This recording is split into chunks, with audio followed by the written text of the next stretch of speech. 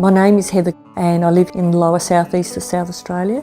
When I was diagnosed, I was a widow and I had 2 children and I was 41.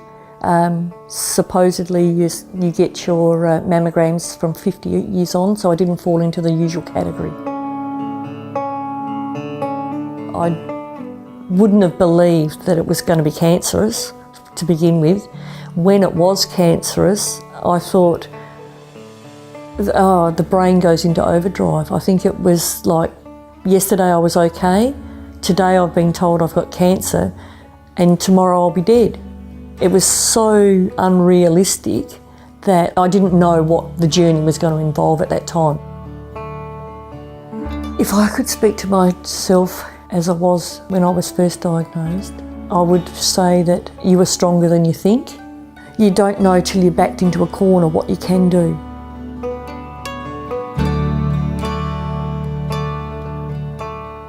At the time I found having my breast removed, it was life-changing as well as life-saving. The life-changing part of it was the physical side, that you felt less of a woman, I suppose, even though externally no one could see, but when you take your clothes off at the end of every day, it's very visible. It's no different to if you've lost a limb. I knew straight away that I wasn't going to live my life without putting something back there. So that was my immediate thought, but that was due to my age as well, because I was only 41 at the time, and I just didn't think that I'd want to live another 30 years or whatever with one breast and no breast. Since I've had the reconstruction done, I have to wear a part prosthesis because my other breast is bigger than my reconstructed breast, and that's because over the course of 17 years I've put on a weight, and that seems to put on weight there and not on the other breast, the reconstructed breast.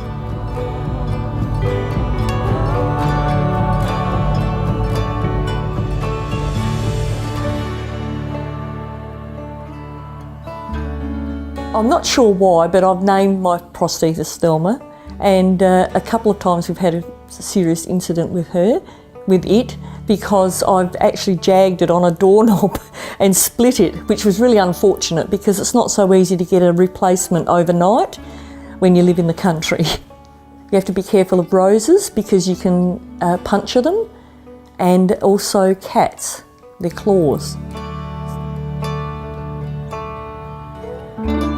I was supposed to have more surgery to do a nipple, and I just thought I don't want to go back and have more surgery. So I opted for a tattoo, which wasn't painful because it was numb. The after effects for me is that I've got lymphoedema, and I didn't realise that it was such a slow build-up to it, but so much so that now I always keep my arms covered. For that reason alone, for sunburn, I don't want to aggravate things any further because it's a little slow increase, and over the time you don't notice it, and then all of a sudden some things don't fit because you can't put on a piece of jewellery. But on the whole, at the moment, it's manageable. I do still feel feminine. If I didn't have a reconstruction, I'm sure it would be incredibly different. So for me, the reconstruction was good. I was happy to do that, even though it was absolutely the hardest thing to go through, because it's hard to put something back. It's easier to get rid of.